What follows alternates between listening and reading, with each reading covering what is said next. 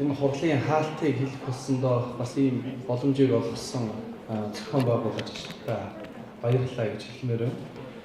За тэгээ бид нар 200 гаруй хүмүүс Дархан уул аймагт үйлдсэн ирээд 4 аймгийн төлөөлөл өнөөдөр 5 сэдвээр 29 өөр үзэл бодлуудыг тэргүүлэх панелистуудаас сонсож ярилцаж 8 сэдвээр бас мэдээлэл авч шинэлэг мэдээллүүдийг авч өнгөрүүлсэн нэг өдрийг хамтдаа өнгөрүүллээ. Тэгээд би энэхүү арга хэмжээг зохион байгуулж байгаа. За байгууллагууд болох эдийн засгийн бодлого өрсөлдөх чадрын судалгааны төвийн баг болон хамт олонд та бүхний өмнөөс баярлалаа гэдгийг хэлмээр байна. За хоёрдугаар энэ үйл ажиллагааг дэмжиж байгаа Конрад Аденауэрийн санд бас их баярлалаа гэж хэлмээр байна. За гуравдугаар өнөөдөр маш их идэвхтэй оролцож ялангуяа манай бодлого боловсруулагчдын маань төлөөлөл орон нутгийн удирдлагууд энэхүү үйл ажиллагаанд идэвхтэй оролцож өөрсдийн байр сууриа илэрхийлж ялангуяа нэг зүйл дээр бол маш их нэгдсэн байр суурьтай болж чадсан хамтрах ёстой байна гэж ойлголцол төрсэн гэж ойлгож байна. Тэгэхээр энэ ойлголцол төрж чадсан удирдлагууд орон нутгийн төлөөллийн за жаргал сайхан ахын маань хэлж байгаагаар бол одоо иргэдэд үйлчилж байгаа байгууллагын төлөөлөл болсон та бүхэнд баярлалаа гэж хэлмээр байна. За мөн энэхүү арга хэмжээ панели модератор гэж ялангуяа чиглүүлэх оролцогчдоос асуултуудыг асууж, зарим нь нэлийн хүнд асуултууд, зарим нь маш чухал асуултууд та бүхний өмнөөс бас энэхүү оролцоог хангаж ажилласан модераторуудтай их баярлалаа. Өнөөдрийн хуралдаан 5 хуралдааны бараг 4 нь эмэгтэй модератор байгааг ажил та бүхэн анзаарсан байхаа гэж бодож байна. За дээрэс нь манай энэ логистикийг хариуцаж ажиллаж байгаа залуучуудтай их баярлалаа гэж хэлмээр байна. За хамгийн сүүлд нь манай энэ заалтанд хувийн хвшлийн төлөөллийнхэн хэр байна? Гараа өргөдөө. За та бүхэнд их баярлалаа. Онцгойлон хамгийн сүүлд нь яасаар ч хэлж байна. Хамгийн дөрөнд нь хэлэх хэрэгтэй. Хамгийн чухал нь хамгийн сүүлд хэлээ. За тэгээ бүгдээрэнд нь баярлалаа.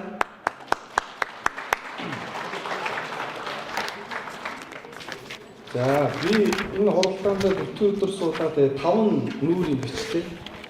Тэгээ энэ 5 нүур 5 хуралдаан дээр нэгний нүрийг бичсэн юм шиг байна. Тэгээд энэ хуралдааны дүгнж та ингэж хэлж яриач өөрийн бос бодол саналаа хуваалцаач гэж хүссэн байгаа. За тэгэхээр нэгдүгээр тус өрсөлдөх чадрын судалгааны төвийн маань тууцын дарга цагаан байлсан. Хэмжиж чадвал бид нар хянаж чадна. Хянаж чадвал бид нар удирдах чадна гэсэн үү? Тэгсэн шүү дээ, тэгж хэлж байгаа бүгдээрээ санаж байна. За дараа нь юу гэж хэлсэн бэ гэхээр баян байхын чухал юм уу? Ямар байхын чухал юм бэ? Өрсөлдөх чадвартай байхын чухал юм уу гэж асуусан гэж хэлсэн шүү дээ бас тийм. За тэгээд манай төвийн бүс маань нийлээд хэдэн оноо авсан гэсэн бэ? 78 оноо. За дараа удаа хэдүүлээ хуралдахад хэдэн оноо авах юм? Манай удирдлагууд байна юм чи. 88. За хэд вэ? 100 ч арай юу юм бэ гэж манай хувийн хвшлийнхэн жоохон дуурахгүй бол энэ дарга нар бол жоохон тооронслох гэдэг шүү. За хэд оноо авах юм? 80 оноо. 100.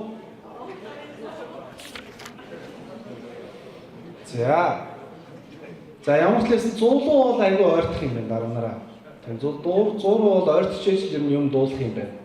Дараагийн уулзалт. За тэр хэдүүлээ ярина. Окей.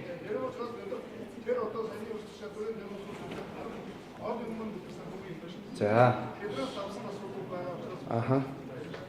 Окей. За санхүүгийнхэн тэгэхээр түрүү бас илтгэл дээр ярьжсэн хувийн хвшилд бол маш потенциал байгаа. Мөнгө байгаа, чадвар байгаа, технологи байгаа, инновац байгаа. Шүү хувийн хвшлийн хэмжээ байгаа лээ. Сайн засаглал байна. Тэгээ энийг хамтарч ажиллах замаар заавал холоос боломжуудыг хайх биш. Хүнд байгаа зүйлсийг бид нар авчрах гад яах вэ гэж толгойгоо ажиллахаас илүү орон нутгийн түвшинд, бүс нутгийн түвшинд хамтын ажиллагаа, төр, хувийн, хөвшлийн хамтын ажиллагаа. Би сая 4 аймгийнхаа танхимын дарганараас асуулаа. Аймгийн засаг даргын зөвлөл орж ажиллаж байгаа танхимын төлөөлөл байна уу гэд 3 байхгүй 1 нь байна гэж. Бодит хамтын ажиллагаа. Тэгэхээр бид нар олон зүйлсийг сая өнөөдөр жингээ ярьсан. Энэ дээр оролцоо гэдэг асуудал байна. Оролцоо. Оролцогч талуудын оролцоог хангаж чадсан хэсэг. Нэг бол дүр хэсгсэн оролцоо байгаа мó.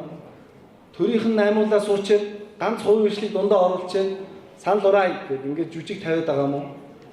Ямар хамтын ажиллагааг ярьж байна энэ дээр. Энэ их чухал байна. За тэгээд мөн адилхан илтгэл дээр өрсөлдөх чадварын 12 дүрэн байгаа, алтан дүрэн байдаг гэсэн. Энээс 5-ыг онцлсон. Энэ 5 дотроос харах юм бол 2 нь хувийн хвшлээр үйлдвэж хэрэглэсэн. Дундаж давхар гэж харж байна. Бид нар статистикаас аваад үзэх юм бол нэг 78,000 орчим аж ахуйн нэгж байгууллага үйл ажиллагаа явуулж байна. Энэ аж ахуйн нэгж байгууллагуудын 1.8% нь дунд гэдэг тодтолтой аж ахуйн нэгж байгууллага. 1.8%. Тэгэхээр улсыг дундаж давхарган чадварчид тэр улсын хөгжил, тэр улсын өрсөлдөх чадвар, тэр улсын одоо бүх зүйл тодорхойлогдно л доо. Гэтэл өнөөдөр Монголын маань 1.8% дундаж. За жижиг дунд үйлдвэрлэлийг хөгжүүлэх талаар байна. За энийг би дараа нь хэлье. За тэгээд хоёр дахь ихтгэл маань бол манай үндэсний хөгжлийн газрын ихтгэл байсан. Тэрэн дээр бол чаддгаа биш яадгаа үйлдвэрлэл илүү чухал юм байна гэсэн байна.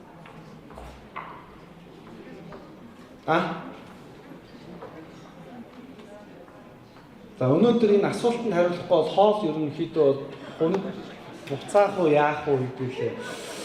За чаддгаа биш хэрэгцээтэй. Нэгс төхөн худалдаж авахыг л үйлдвэрлэх. Би энэ чаддсан маа гэдэг ахын тэм чухал биш. Гэдгийг онцлсон байгаа. Нөгөө талаар 175 бодлогын бичвэр өгдөг байна. 175 бодлогын бичвэр. Хэрэгжилт нь хэдэн хувьтай гэсэн? 5 арай биш арай тэгж дарж байгаа. Та нар өглөө ирсэн юм одоо орой ингээд нэг тгийг хасчихна гэдэг чинь. 50 хувьтай юм гэсэн чинь. 50 хувьтай. Бодлогын бичиг баримт бид нар маш их олон бодлого ярьдаг. Яриад идэг, хийгээл бичээл идэг, төлөвлөөл идэг. Хэрэгжилт нь 50 хувьтай. Яагаад?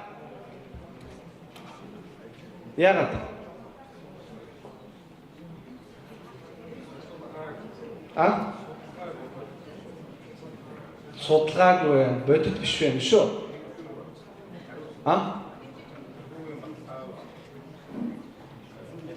Ер нь төгөөс бодлого боловсруулах хэрэг байна уу? Докторгүй бай. Ер нь бол ингэж Германд нэг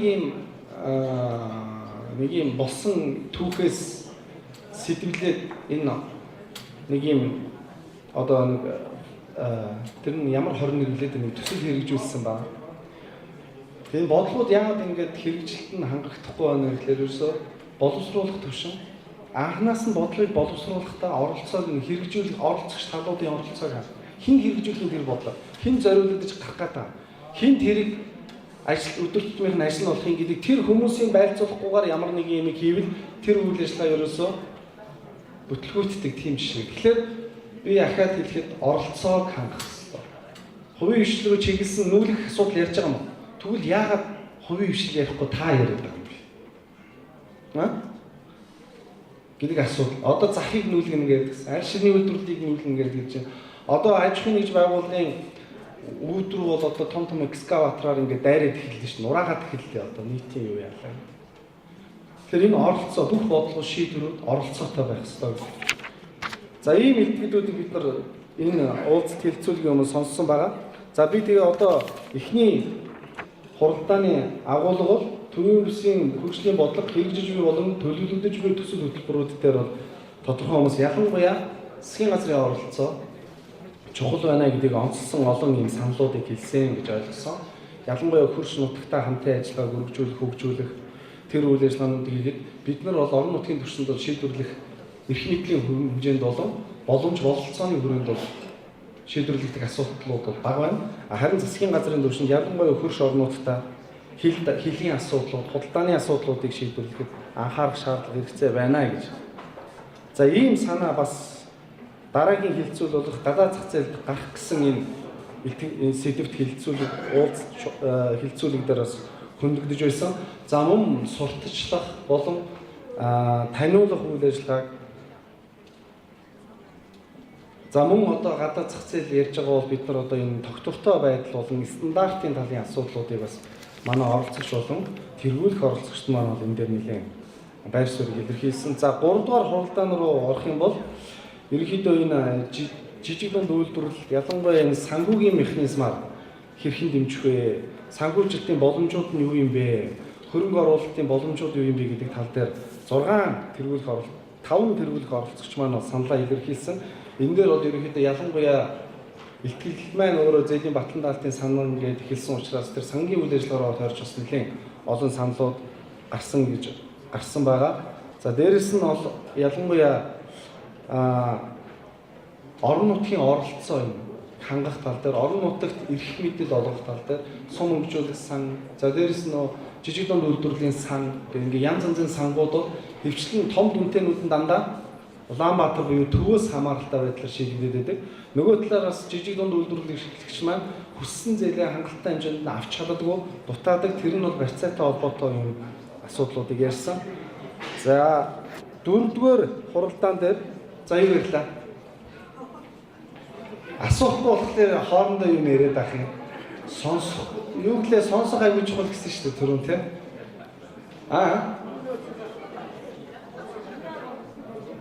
Өшөө юу ярьсан?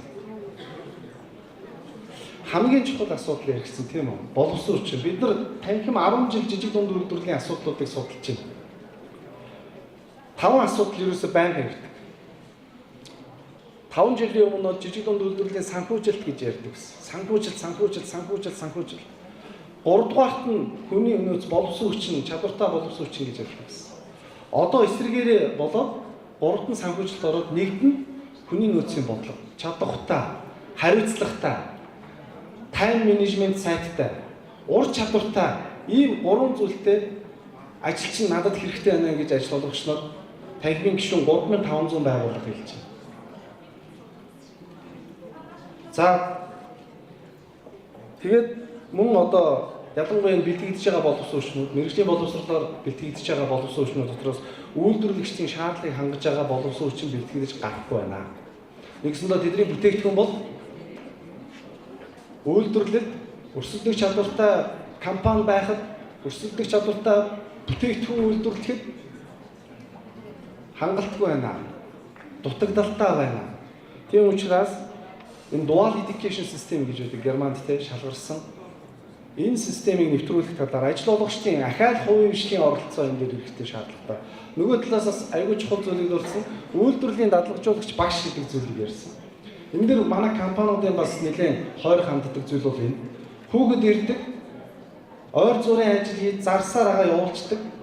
Тэгээ нөгөө хүүхдээ сайн дадлага хийлээ гэж явуулцдаг. Тэгээ эргээд нөгөө хүүхэд нь буцаад үйлдвэр дээр нэрээ тоног дэх хэмжээ нэвтчихдэг. Нөгөө л өөрийгөө бэлтгэждэг ийм асуудал. Тэгэхээр үйлдвэрлэлийн дадлагжуулагч багшийг бэлтгэх энэ хүн хуулиараа бол 50 хүнээс дээш бол нэг ийм багш байх ёстой гэдэг хуулийн заалт. Тэгэхээр энэ үйл ажиллагааг бас нэлээд дэмжих. За тэгээд дээрэс нь ялангуяа энэ ажилгүйдлийн асуудлыг бол энэтэй холбож бол нэлээд ажилгүйдлийн асуудал руу орсон. Тэгээ Монголд ингээд судалгаагаар Монголын ажилтай нэг хүн ажилгүй 3.4 хүнийг тижиж ийна гэсэн юм судалгаа. За 4-ийг бол тэгэхээр та нар маш сайн санаж байгаа юм байна. За 5-ыг 5 нь юу вэ? 5 нь юу вэ? Сая бас нэг ярих хэрэггүй баг тийм. За тэгэхээр ерөнхийдөө бол зөвлөлийн үйл ажиллагааг эрчимжүүлэх юм. Энэ зөвлөл гэдэг зүйл зааварчгүй байх. Бид нар хоорондоо төлөвлөлтөө нэгтгэх хэрэгтэй юм байна. Уялдуулах хэрэгтэй юм байна. Бинийгээ давуу тал, сул талыг мэдэж нөхөх хэрэгтэй юм байна. Нөхөж ээж бид нар бүсээрээ өрсөлдөх хэрэгтэй юм байна. Бүсээрээ хөгжих хэрэгтэй юм байна. Ингэж ээж бидэнд байх тул давуу тал, бусдад байгаа давуу талыг нэгтгэж ялангуяа энэ хүн гэдэг хөгжилгээ ярьсан шүү дээ. Бид нар монголчууд өргөн удам талтай бид нар айгүй цөөхөлээ. Тэгэхээр энэ төвлөрлийг бий болгох асуудал. Тэгээд дараа нь Улаанбаатарын асуудлыг бараг шийдчих шиг боллоо энэ ч яриа. Улаанбаатарт энэ чуулган их хэрэггүй. Энд ч хийгээд энэ ч сая хэд хэдэн төвлөрөлттэй холбоотой асуудлуудыг хөндлөө өшөө юу сургуулиудыг нүүлэх асуудлыг, нийслэлийг нүүлэх асуудлыг ерөөхдөө бол манай төвийн бүсийнхэн маань ярьж байна гэж ойлгож байна. Тийм учраас энэ зөвлөлийн үйл ажиллагааг эрчүүлж тогтворжуулах. Тэгээ хамгийн дараа нь бол хамгийн сүүлд нэг зүйл бол ихэнх бас удирдлагууд санал нэгсэн зүйл бол орон нутагт эрх мэдлийг олгох. Орон нутагт эрх мэдлийг. Энэ асуудлыг бид нар маш одоо би асуумаар байна л да. Манай Дархан уул аймагчийн хэдэн гишүүнтэй хэлээ улсын их хурлын? 3 тий. За, ахаад хоёр дахь асуулт. Төвийн бүс маань хэдэн улсын их хурлын гишүүнтэй?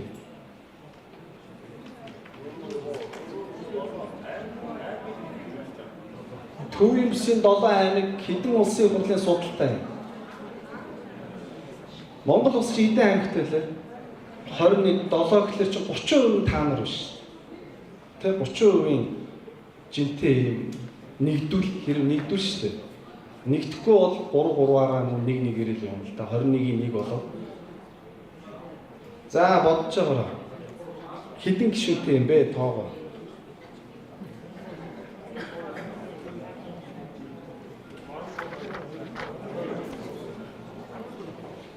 Арван 14 76 гэдэг лөө. 76 гишүүнээс 14 гишүүн нь та нарын одоо юу биш одоо 14 гишүүн хууль өргөн бариад явуулвал яах вэ? Явах уу? Явна шүү дээ. Магдлаар бол шууд явна тий. Тэгэхээр ийм бүтцээ нэгсэн доо ингэж нэгдэж хамтарч энэ боломжуудаа нэгтгэснээрээ бид нар нэг засаг даргын шийдэхгүй байгаа асуудлыг нэг орон нутгийн шийдэхгүй байгаа асуудлыг бүсийн хэмжээнд бид нар ингэ шийдэж ярилцах боломж бололцоо биднэрт 100% биш 200% байгаа юм байна. Энийг харин ашиглах уу ашиглахгүй юу гэдг нь хинээс хамаарх уу? Хөтлөгчөөс хамаарх уу? Өрсөлдөх чадвар бодол эдийн засгийн бодлого судлаа өрсөлдөх чадварын төвөөс хамаарх уу? Ер нь жаргал сайхан байгаас шалтгаалх юм байна да. Зя. Та нараас шалтгаална. Та нараас өөрсдөөс. Тэгэхээр за тэгээд энэ хүртэл миний ойлгосон бас та бүгдийн ярилцсан олон зүйлсээс чадан ядан тунгааж бичсэн бас энэ ишлүүдийг онцлох ёстой байна да гэж ойлгосон зүйлээ хуваалцахтай таатай байлаа. Тэгээд өнөөдрийн манай үйл ажиллагаа маань бүрэн дуусах байгаа. Хэдүүлээд одоо ерөнхийдөө бэлэн болцсон байна. Энд чи зоог хамттай ярих ба тэгээд одоо өнөөдрийнхөө сайхан энэ толгооруугаа хийсэн зүйлсээс гадна бас биеэ бодох хэрэгтэй байна. Тэгээд энэ цагийг ашиглаад хоорондоо бас ярилцаад дараагийнхаа ажлуудыг ярилцаад уулзаагүй хүмүүс, танихгүй мэдхгүй хүмүүсүүд энэ нэтворкинг тайминг цагийг цаг өөрсдөө их урагштай ашиглаасаа гэж хүсэж байна. За баярлалаа.